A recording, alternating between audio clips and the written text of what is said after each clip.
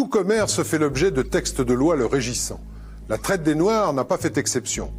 C'est Louis XIV qui promulgue le Code noir, qui va régler le statut de l'esclave de son arrivée aux colonies jusqu'à sa mort.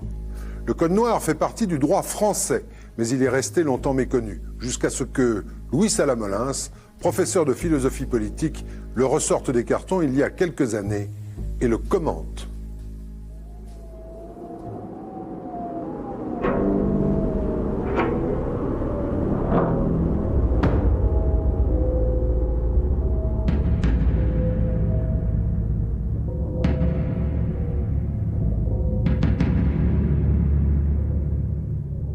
Le Code noir, c'est la codification de l'esclavage.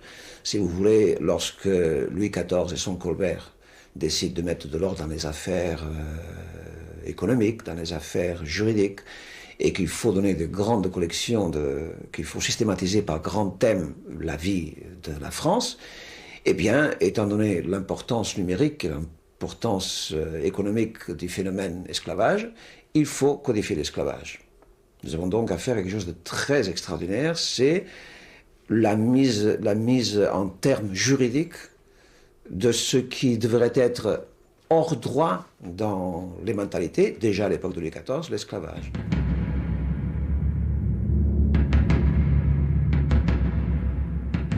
Le Code noir prend l'esclave à l'instant où il débarque dans les îles à sucre, dans les territoires, dans les Antilles, il le prend, il le chosifie, il le transforme juridiquement en bête de somme ou en somme d'argent, comme dit le Code, ou en chose, et il livre cette chose ou cette bête de somme au caprice de son maître.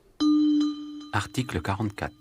Déclarant les esclaves être meubles et comme tels entrer en la communauté, n'avoir point de suite par hypothèque, se partager également entre les cohéritiers sans préciput ni droit d'aînesse, ni être sujet aux douaires coutumiers, au retrait féodal et lignagé. Dire meuble, c'est sortir illico l'esclave du schéma de l'humanité, et c'est rendre compréhensible ce qui nous semblait bizarre, c'est-à-dire cette incapacité pour le noir de posséder. Un meuble, ça ne possède pas. Un bestiau, ça ne possède pas.